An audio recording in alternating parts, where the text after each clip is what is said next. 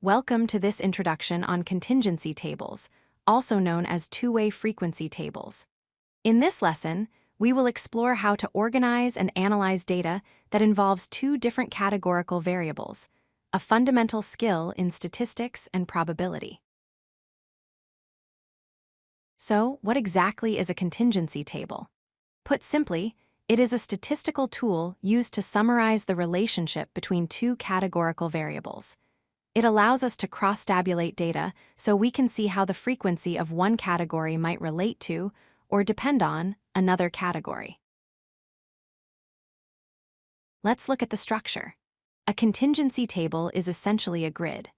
The rows represent the categories of one variable, which we will call variable A. The columns represent the categories of the second variable. Variable B, the intersection of a row and a column, is called a cell, and this is where we record the frequency, or the count, of items that fit both descriptions. To make this concrete, let's look at a survey example. Imagine we surveyed 100 students. We asked them two questions. First, how do you get to school? The options are bus, car, or walk. Second, were you on time or late today? This gives us two categorical variables, transport method and arrival status. Here is what the filled table looks like with our survey data. These numbers are called the observed frequencies. For example, looking at the first row, we can see that 20 students took the bus and were on time, while 15 students took the bus and were late. The bottom right corner shows our grand total of 100 students. Now, let's talk about marginal frequencies. These are the totals found in the margins of the table. If we sum up the numbers across the first row, 20 plus 15 equals 35.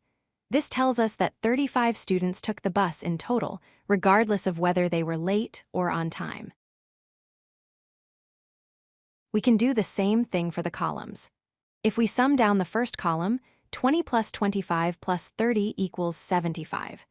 This marginal frequency tells us that 75 students were on time in total, regardless of their transportation method. The numbers inside the body of the table are called joint frequencies. They satisfy two conditions at once. For instance, if we ask, how many students walk and are late? We look for the intersection of the walk, row, and the late column. The answer is 5. Often, raw counts aren't enough, and we want to see percentages. This is called a relative frequency table. To get these values, we divide every number in the table by the grand total, which is 100. So 20 students becomes 20%, 30 students becomes 30%, and so on. Finally, we have conditional relative frequency. This answers questions like, given that a student takes the bus, what is the probability they are late? Here, we ignore the rest of the table and focus only on the bus row. We divide the number of late bus riders, which is 15, by the total bus riders, 35.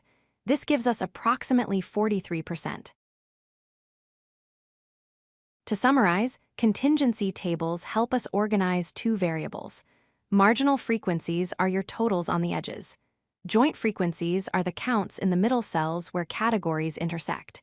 And conditional probability allows us to analyze specific subgroups within the data.